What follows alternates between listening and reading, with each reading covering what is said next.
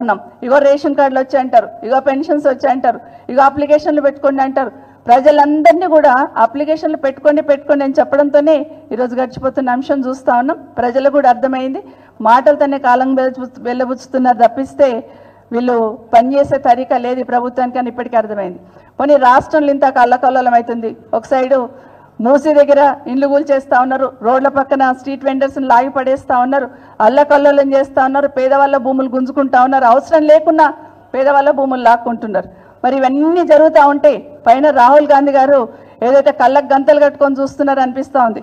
ఒక రకంగా రాష్ట్రంలో దుర్యోధన పాలన జరుగుతూ ఉంటే ధృతరాష్ట్రుడు కళ్ళు మూసుకొని కూర్చున్నట్టు ఈ రాష్ట్రంలో పాలన జరుగుతుంది అనేది వాస్తవం.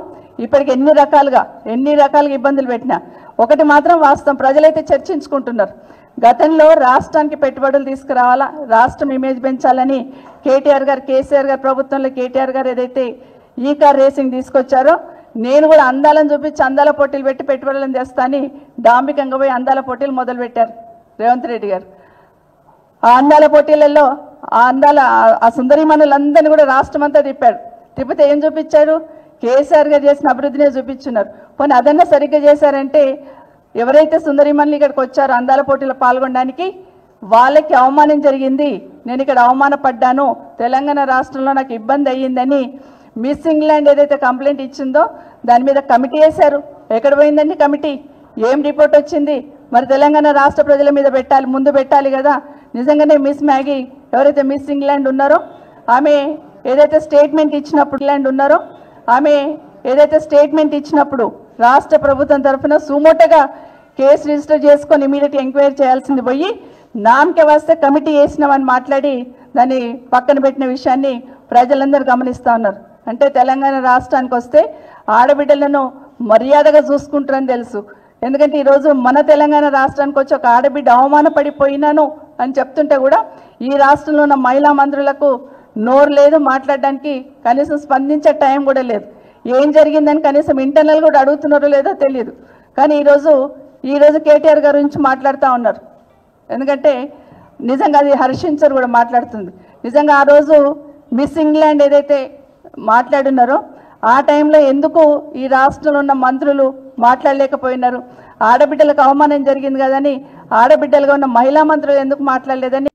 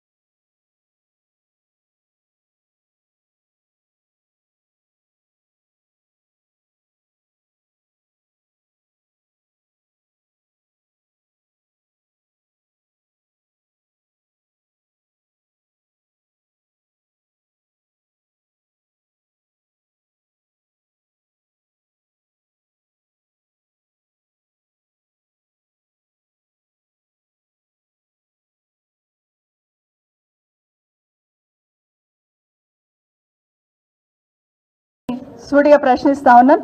అవమానం జరిగిందని ఒక మహిళా సోదరిమణి మాట్లాడుతుంటే కేటీఆర్ గారు బాధ్యతగా ఎక్స్క్యూజ్ అడిగారు, సారీ చెప్పారు. అమ్మ క్షమించి, మా రాష్ట్రానికి వచ్చినందుకు మీకు ఇబ్బంది అయింది, క్షమించండి అన్నారు. కానీ రాష్ట్ర ప్రభుత్వం నుండి ఒక చిన్న మాట కూడా లేకపోగా ఒక చిన్న మాట కూడా లేకపోగా కమిటీ వేసినామన్నారు. ఆ కమిటీ రిపోర్ట్ బయట పెట్టలేదు. దానికి బాధ్యులైన మీద యాక్షన్ తీసుకోలేదంటేనే ఈ రాష్ట్ర ప్రభుత్వం పనితీరు ఎట్లా ఉంది, ఈ రాష్ట్ర ప్రభుత్వం దుర్యోధన పాలన చేస్తూ ఉంటే ధృతరాష్ట్రుడిలాగా ఏ విధంగా రాహుల్ గాంధీ గారు కళ్ళు మూసుకున్నది స్పష్టంగా అర్థమవుతుంది. ఎన్ని నోటీసులు ఇచ్చున్నా, ఎన్ని రకాల ఇబ్బంది పెట్టాలని చూసినా, అటు కాళేశ్వరంలో కేసీఆర్ గారు తీసుకున్న నిర్ణయంతో లక్షలాది ఎకరాలు ఈరోజు సాగులోకి వచ్చి కోటాను కోట్ల పంటలు పండిస్తున్న అంశాన్ని మనం గమనిస్తూ ఉన్నాం. అట్లే కేటీఆర్ గారు ఎన్నో పెట్టుబడులు ఈ రాష్ట్రానికి తీసుకొచ్చి ఈ రాష్ట్రంలో యువతకు ఉపాధి కల్పించి ఈ రాష్ట్ర ప్రతిష్ట పెంచే విధంగా ఏ విధంగా పనిచేస్తారని తెలంగాణ రాష్ట్ర ప్రజలకు ఇప్పటికే స్పష్టంగా తెలుసు. ఎన్ని రకాల ఇబ్బందులు పెట్టి డైవర్ట్ పాలిటిక్స్ చేయాలని చూసినా కూడా మీరు ఇచ్చిన హామీలను ప్రశ్నిస్తూనే ఉంటాం. మీరు ఎన్ని కేసులు పెట్టినా కూడా ప్రశ్నించడానికి వెన్నికివ్వం. ప్రజలకు ఇచ్చిన హామీలు నెరవేరేదాకా మీ వెంట పడుతూనే ఉంటామని కూడా మరొకసారి మీకు తెలియజేసుకుంటూ, కేటీఆర్ గారికి ఏదైతే ఈరోజు నోటీసులు ఇచ్చి ఇబ్బంది పెట్టాలని ట్రై చేస్తుండో మాకందరికీ నమ్మకం. ఎందుకంటే కడిగిన ముత్యంలాగా, ఎందుకంటే కేటీఆర్ గారు ఎక్కడ కూడా డీవియేట్ కాలేదని చెప్తూ ఇచ్చినామని చెప్తున్నా కూడా తీసుకునే చేతనైత లేదు ప్రభుత్వానికి, కనీసం కండక్ట్ చేయని కూడా చేతనైత లేదు. ఇది అంత నిస్సహాయమైన ప్రభుత్వం ఈరోజు ఉంది. అంత నిస్సహాయమైన నాయకత్వంతో ఈ ప్రభుత్వాన్ని నడిపిస్తున్నారని స్పష్టంగా అర్థమవుతా ఉంది. మరొకసారి ప్రజలందరూ గమనిస్తూ ఉన్నారు, సమయం కోసం ఎదురు చూస్తూ ఉన్నారని కూడా మీ ద్వారా తెలియజేసుకుంటా ఉన్నాను.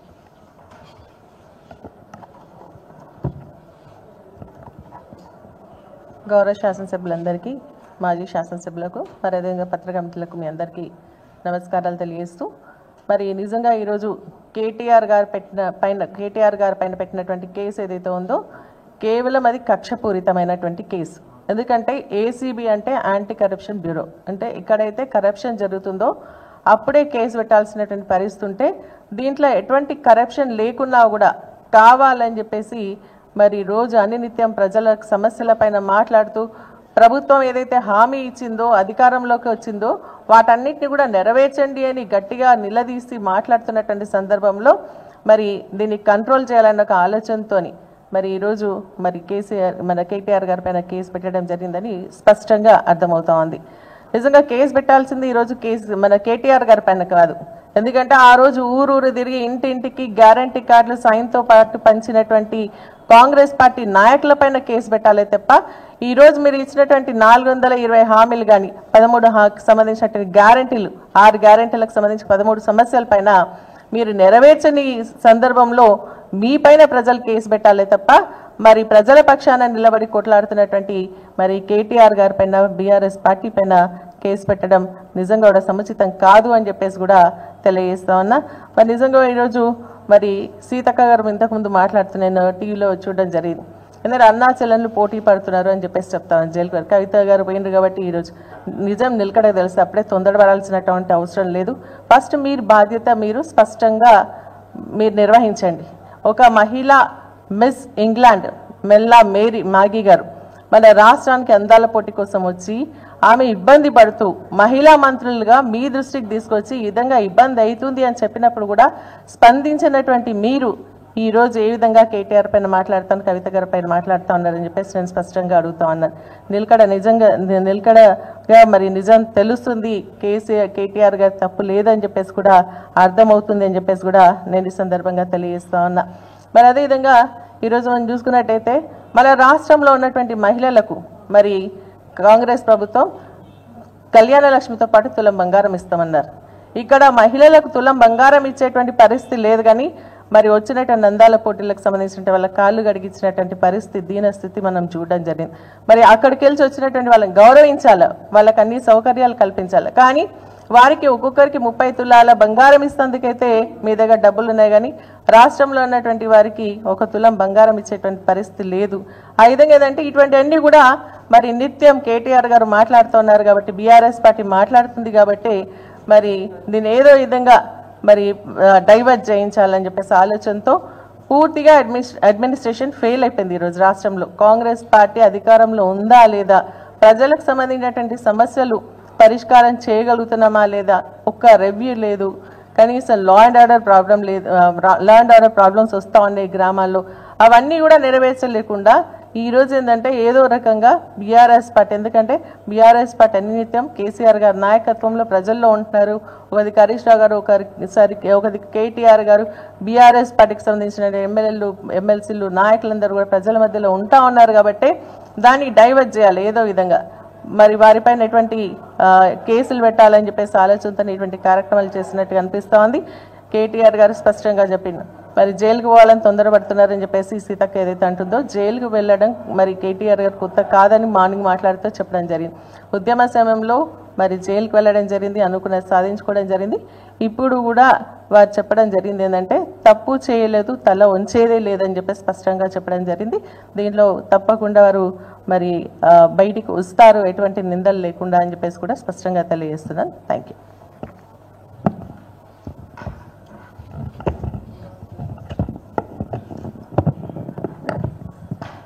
వేదిక మీద ఉన్న పెద్దలకు, అక్క సబితక్కకు, సుంట లక్ష్మారెడ్డి గారికి, అదేవిధంగా మాజీ శాసనసభ్యులకు, శాసనసభ్యులు లక్ష్మక్క గారికి, ప్రెస్ మిత్రులందరికీ నమస్కారం.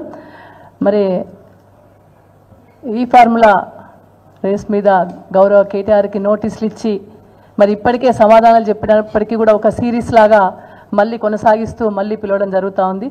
అంటే ఎప్పుడైతే ప్రజా పరిపాలన కుంటుబడి ఆయనకు అభివృద్ధి చేతగాక ఎప్పుడైతే ఒక డైవర్షన్ పాలిటిక్స్ చేయాలనుకుంటాడో అప్పుడు కేటీఆర్ గారి మీద కేసు, హరీష్ రావు గారి మీద కేసు, కేసీఆర్ గారి మీద కేసు, లేకుంటే ఊర్లలో కేసులు పెట్టే ఒక రేవంత్ ఫార్ములా, ఫార్ములా పెట్టుకొని పరిపాలన కొనసాగిస్తున్నాడు రేవంత్ రెడ్డి గారు.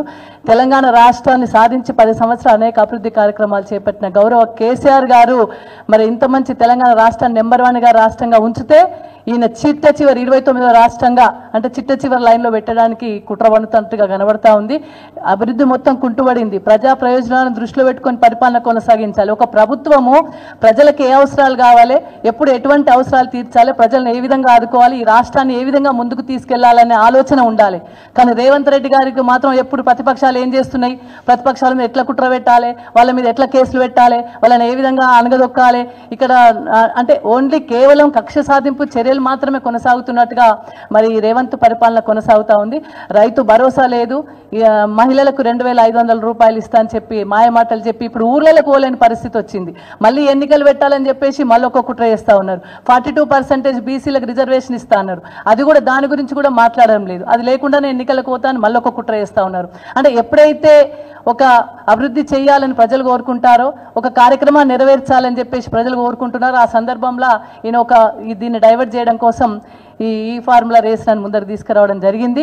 ముఖ్యంగా నిజంగా కూడా నేతి బీరకాయలో నెయ్యి కోసం వెతికినట్టే ఈ అవినీతే లేదు, దీంట్లో అవినీతి అనేది జరగలేదు. ఒకటి హెచ్ఎండి అనేది స్వయం ప్రతిపత్తి గల సంస్థ, దాని నుండి డబ్బులు కేటీఆర్ గారు మంత్రిగా ఉన్నారు కాబట్టి డబ్బులు బ్యాంక్ టు బ్యాంక్ వెళ్ళినాయి. ఎక్కడ కూడా చిన్న ఒక్క పైసా, ఒక్క రూపాయి కూడా అవినీతి లేదు. అయినప్పటికీ కూడా అవినీతి కోసం అవినీతి శాఖ వెతుకుతూ ఉంది. రేవంత్ గారు అజమాయిస్తూ ఉన్నారు. చట్టాన్ని చుట్టంగా చేసుకొని ఈ విధంగా నానా రకాల ఇబ్బందులు పెట్టడానికి కుట్ర చేస్తూ ఉన్నారు. అంటే ప్రజా పరిపాలన మీద దృష్టి పెట్టండి బాబు అని చెప్తే మంత్రులకు శృతి లేదు, ఆర్థిక వ్యవస్థ మీద పట్టు లేదు, అసలు పరిపాలన దక్షత లేదు, తెలంగాణ రాష్ట్రాన్ని ఏ విధంగా పరిపాలించాలనో ఒక్కరికి కూడా అవగాహన లేకుండా పోతా ఉంది. శృతి లేకుండానే పోయింది. మంత్రికి శృతి లేదు, ఆర్థిక వ్యవస్థ మీద అవగాహన లేకుండా పోయింది. మరి అలాంటప్పుడు రాష్ట్రం ముందుకు ఎట్లా వెళ్తుంది? ఒక మంత్రి ఒకరు మాట్లాడుతున్నారు, ఒక మంత్రి దానికి వ్యతిరేకంగా మాట్లాడుతున్నారు. రెండు డిపార్ట్మెంట్ మధ్యలో సమన్వయం లేదు, మంత్రుల మధ్యలో సమన్వయం లేదు, ముఖ్యమంత్రికి మంత్రులకు సమన్వయం లేదు. అంటే అంత అస్తవ్యస్తంగా తయారైంది తెలంగాణ రాష్ట్ర పరిపాలన. ఆ పరిపాలనను కొనసాగించలేక అక్కడ మరి పరిపాలన కొనసాగించడానికి అవకాశం లేని పరిస్థితులు వాళ్ళే కల్పించుకొని మరి ప్రతిపక్షాల మీద కక్ష సాధింపు చర్యలు చేస్తున్నట్టుగా కనబడతా ఉంది. మీరు ఫార్ములా, రేవంత్ ఫార్ములా తీసుకొచ్చి ఇట్లా ప్రతిపక్షాల మీద కక్షగట్టి సాధిస్తే మా దగ్గర ఫార్ములా ఉంది, కేసీఆర్ ఫార్ములా డెఫినెట్గా తిప్పి కొడతాం. మీరు ఎందుకంటే ఇంత మంచి కార్యక్రమాలు చేపట్టి ఒక మంచి రాష్ట్రంగా తీర్చిదిద్ది 29వ రాష్ట్రంగా వెలిసిన రాష్ట్రం నెంబర్ 1 స్టేజ్కి తీసుకొచ్చింది గౌరవ కేసీఆర్ గారు. ఆ కేసీఆర్ గారు మరి కాళేశ్వరం ప్రాజెక్టు కట్టి 20 లక్షల ఎకరాలకు నేరుగా నీళ్ళు ఇచ్చినప్పటికీ కూడా అక్కడ కూడా మరి 2 పిల్లర్లను పట్టుకొని కాళేశ్వరం ప్రాజెక్టే పనిచేస్తలేదు అన్నట్టుగా కేసీఆర్ గారి మీద మరి కమిషన్ దగ్గరికి అంత పెద్ద వ్యక్తిని 14 సంవత్సరాలు పోరాటం చేసి తెలంగాణ రాష్ట్రాన్ని సాధించి ప్రతిపక్షాల మీద ఎన్నడూ కూడా కక్ష సాధింపు చర్యలు చేయలే గౌరవ కేసీఆర్ గారు. 10 ఏళ్ళు పరిపాలనను మరి అభివృద్ధి దశలో నడిపించిండ్రు, తెలంగాణ రాష్ట్రాన్ని ముందంచలో ఉంచిండ్రు. అట్లాంటి వ్యక్తిని కమిషన్ దగ్గరికి పిలిపించి అవమానపరిచే విధంగా చేసి 2 పిల్లర్ల గురించి, అంటే ఒక కాళేశ్వరం ప్రాజెక్ట్ అంటే ఒక పెద్ద వ్యవస్థ. నువ్వు గంధమల్ల ప్రాజెక్ట్, గంధమల్లకు చెరువు కాడ ఇలాగ ఫౌండేషన్ వేసినా కానీ ఆ గంధమల్లెలకు నీళ్ళు ఎట్లా వస్తాయో తెలిసి కూడా ఫౌండేషన్ వేసి కూడా కాళేశ్వరం ప్రాజెక్టు మీద బురద జల్లే కుట్రం చేసింది మీరు. కాబట్టి అంటే మీకు తెలిసి కూడా ప్రతిపక్షాల మీద కేవలం బురద జల్లే ప్రయత్నం, కక్షగట్టే ప్రయత్నం, ఏదో విధంగా వాళ్ళను కక్ష సాధింపు చర్యలు చేయాలని చెప్పి చేస్తున్నా కానీ తిప్పి కొడతాం. తప్పకుండా మా దగ్గర కూడా కేసీఆర్ ఫార్ములా ఉంది, కే ఫార్ములా ఉంది. నీ ఆర్ ఫార్ములాను, ఈ రేసును ఇవన్నీ కూడా అధిగమించుకొని నిప్పులాగా తిరిగి వస్తారు. ఎన్ని కేసులు పెట్టుకున్నా భయపడాల్సిన అవసరం లేదు. భయపడం. 14 సంవత్సరాలు ఉద్యమంలో అనేక కేసులు, జైళ్ళు మాకేం కొత్త కాదు, అరెస్టులు కొత్త కాదు. ఇవన్నీ కూడా అధిగమిస్తాం. డెఫినెట్గా నిప్పులాగా బయటకు వస్తారు. తెలంగాణ రాష్ట్రాన్ని భవిష్యత్తులో ఏలేది మరి తెలంగాణ రాష్ట్ర సమితి, బీఆర్ఎస్ భారత రాష్ట్ర సమితి గౌరవ కేసీఆర్ గారే. మరి ఇవన్నీ కూడా తప్పకుండా దృష్టిలో పెట్టుకున్నాం. మీరు కక్ష సాధింపు చర్యలు బంద్ చేయండి. ఫస్ట్ మా మహిళలు అక్క చెల్లెలు ఎదురు చూస్తుండ్రు మరి 2500 కోసం, లేకుంటే కళ్యాణ లక్ష్మి పథకం కోసం, రైతు భరోసా కోసం మరి రైతులు ఎదురు చూస్తుండ్రు. అక్కడ చూడండి, అక్కడ మాత్రం పనిచేస్తలేరు. కానీ కక్ష సాధింపుల చర్యలకు డైవర్షన్ పాలిటిక్స్ చేస్తూ ఉన్నారు. దయచేసి రేవంత్ రెడ్డి గారికి చెప్తున్నా ఇవన్నీ బంద్ చేసుకోండి. అదొక మంచి ఈ ఫార్ములా రేస్ అనేది తెలంగాణ రాష్ట్ర ప్రభుత్వం అప్పుడు గౌరవాన్ని పెంచే విధంగా, ఇక్కడ పెట్టుబడి వచ్చే విధంగా చేసిందే తప్ప అక్కడ ఎటువంటి అవినీతి లేదు. అందులో ఏదో మైసూర్ పాక్లో మైసూర్ కోసం వెతికినట్టే ఉంది ఇక్కడ.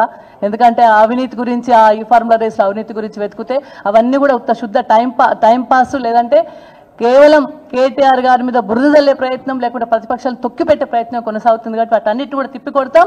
ఎటువంటి కేసులు పెట్టుకున్నా, ఇక ముందు ఎటువంటి కేసులు పెట్టుకున్నా ఎన్నిటికైనా తిప్పికొడతాం, అధిగమిస్తాం. నిప్పులాగా బయటకు వస్తారు.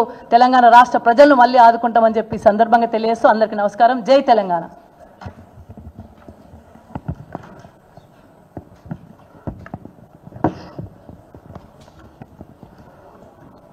ఈరోజు మరి ఏసీబీ కేటీఆర్ సార్ మీద మొన్ననేమో మన మాజీ ముఖ్యమంత్రి గవర్నీలో మన కేసీఆర్ సార్ మీద, హరీష్ రావు సార్ మీద, మరి అంతకుముందు మన కవిత మేడం మీద, అంటే వీళ్ళకు ఈ ప్రభుత్వానికి, కేంద్ర ప్రభుత్వం కావచ్చు, మన రాష్ట్ర ప్రభుత్వంలో ఉన్నవంటి మరి ఈ ముఖ్యమంత్రి రేవంత్ రెడ్డి గారు, ఆయనకు ఎప్పుడు కూడా కక్షపూర్తికంగా మరి కేసులు పెట్టడమే తప్ప కానీ అభివృద్ధి చేయడం తెలీదు. ఎందుకంటే ఈరోజు మరి ఒక స్థానిక సంస్థలు ఎలక్షన్ పెట్టడానికే భయపడుతున్నారు ఈ ప్రభుత్వంలో.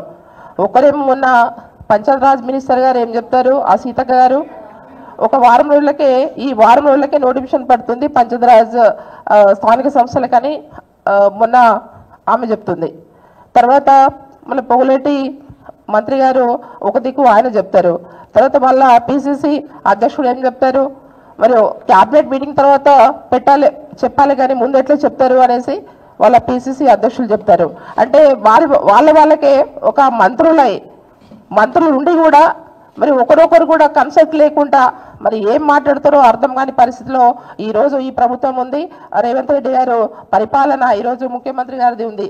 కాబట్టి మేము ఏమంటున్నామంటే ఈరోజు కేటీఆర్ సార్ గారిని ఎంతో నిజాయితీగా, నీతిగా ఈరోజు కాళేశ్వరం ప్రాజెక్టులో అంత పెద్ద ప్రాజెక్టు ఇవాళ వాళ్ళు జాతీయ అవార్డు ఇచ్చేది పోయి మరి ఇవాళ కేసీఆర్ సార్ మీద మరి కమిషన్లో పిలుచుడు, అంత పెద్ద మనిషిని, ఇవాళ తెలంగాణ రాష్ట్రాన్ని సాధించిన మనిషిని ఈరోజు ఒక పెద్ద మనిషి చూడకుండా మరి కేసీఆర్ గారు ముందుండి మరి తెలంగాణ రాష్ట్రాన్ని సాధించకుంటే, మరి ముందుండి తెలంగాణ కోసం పోరాటం చేయకుండా తెలంగాణ వచ్చేదామని అడుగుతున్నాం. ఈరోజు తెలంగాణ రాష్ట్రం ఏర్పడితేనే కదా నువ్వు ఇవాళ మరి సీఎం అయ్యి ఇక్కడ కూర్చున్నావు. లేకుంటే మరి కేసీఆర్ గారు ఆ రోజు తెలంగాణ తేకుంటే నువ్వు సీఎం అయ్యేటివి అని మేము రేవంత్ రెడ్డి గారిని అడుగుతున్నాం సూటిగా. ఇప్పుడు ఏదైతే మన సీతక్క మాట్లాడుతుంది పదే, అంటే సీతక్క గారు మీరు కూడా ఒక మహిళ ఉండి పదే ఒక మహిళని గౌరవించాలి. కానీ మరి మీ కేటీఆర్ గారిని మీ చెల్లె జైలుకు పోయి వచ్చింది, మీకు కూడా జైలుకు పోవాలనే ఉందా, తొందర ఉంది అని అంటుంది. అంటే ఎంతవరకు కరెక్ట్ అని మేము అడుగుతున్నాం. ఇవాళ ఒక నువ్వు మంత్రిగా ఉండి ఏం మాట్లాడుతున్నావు, దీన్ని మేము తీవ్రంగా ఖండిస్తున్నాం. ఎందుకంటే ఒక మంత్రిగా మాట్లాడే మాటలు కావు. ఇవాళ జైలుకు పంపిస్తామంటే ఇవాళ కేసులు పెట్టింది ఎవరు? ఇవాళ మీరు కాదా, మీ ప్రభుత్వం కాదా, మీ ముఖ్యమంత్రి కాదా? ఇవాళ ఏసీబీ ముందు పిలిచింది ఎవరు? మీరు కాదా? మరి ఏదైతే మన కమిషన్ ముందు పిలిచింది మరి కేసీఆర్ సార్ని, తర్వాత హరీష్ రావు సార్ని మీరు కాదా? మేము అడుగుతున్నాం. బట్ మీరే కేసులు పెట్టి పంపిస్తారు, మళ్ళీ జైలుకు పోయే ఉంది, వాళ్ళకే ఉంది, మాకు కక్ష సాధింపులు లేవు అనేసి మళ్ళీ మీరే చెప్తారు. అంటే నిజంగా ఏం మాట్లాడుతూ అర్థం కాని పరిస్థితిలో వాళ్ళు ఉన్నారు కాబట్టి ఆ విధంగా మాట్లాడుతుంది మరి సీతక్క. దీన్ని మేము తీవ్రంగా ఆ సీతక్క మాట్లాడిన వంటి మాటల్ని మేము ఖండిస్తున్నాం.